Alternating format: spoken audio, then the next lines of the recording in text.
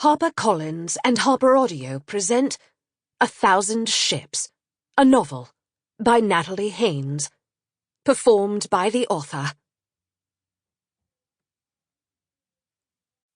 Chapter 1. Calliope.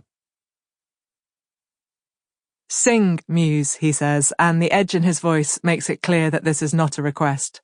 If I were minded to accede to his wish, I might say that he sharpens his tone on my name like a warrior drawing his dagger across a whetstone, preparing for the morning's battle. But I am not in the mood to be amused today. Perhaps he hasn't thought of what it is like to be me. Certainly he hasn't. Like all poets, he thinks only of himself.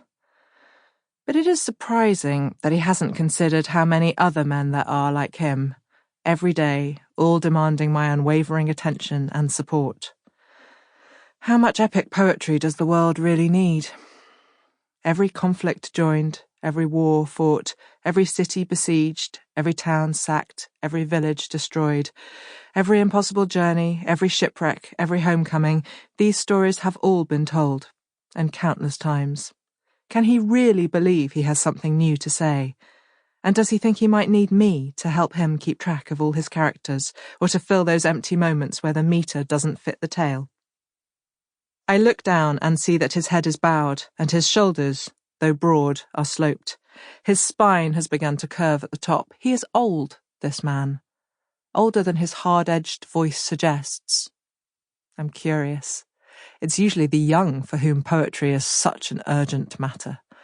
I crouch down to see his eyes, closed for a moment with the intensity of his prayer. I cannot recognize him while they are shut. He is wearing a beautiful gold brooch, tiny leaves wrought into a gleaming knot. So someone has rewarded him handsomely for his poetry in the past. He has talent, and he has prospered, no doubt with my assistance. But still he wants more, and I wish I could see his face properly in the light. I wait for him to open his eyes, but I have already made up my mind. If he wants my help, he will make an offering for it. That is what mortals do. First they ask, then they beg, finally they bargain. So I will give him his words when he gives me that brooch. Chapter 2. Creusa. A deafening crack awoke her, and she caught her breath. She looked around for the baby before remembering that he was no longer a baby, but had seen 5 summers come and go while the war raged outside the city walls. He was in his own room, of course he was. Her breathing slowed, and she waited to hear him cry out for his mother, terrified by the thunderstorm. But the cry did not come. He was brave, her little boy. Too brave to cry out at a lightning bolt, even if it was hurled by Zeus himself. She wrapped the coverlet over her shoulders and tried to guess what hour of the night it was. The pitter-patter of rain was growing louder. It must be early morning, because she could see across the room. But the light was peculiar, a fat yellow colour which caught the dark red walls and painted them an ugly, bloody shade. How could the light be so yellow unless the sun was rising?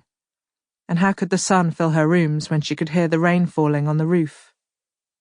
Disorientated by her recent dreams, it was several moments before she realised the acrid tang was in her nostrils, not her imagination. The crash had not been thunder, but a more earthly destruction. The pitter-patter was not rain, but the sound of dried wood and straw crackling in the heat. And the flickering yellow light was not the sun. Realising the danger she was in, she leapt from her bed, trying to undo her previous slowness. She must get outside and away from the fire.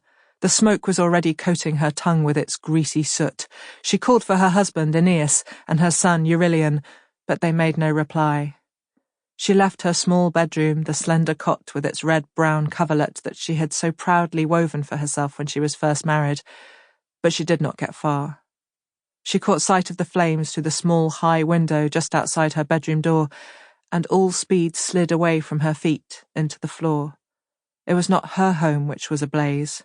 It was the citadel, the highest point of the city of Troy, which only watchfires or sacrificial flames or Helios, god of the sun travelling overhead with his horse-drawn chariot, had ever lit before. Now fire was jumping through the columns of stone, so cool to the touch, Sample complete. Ready to continue?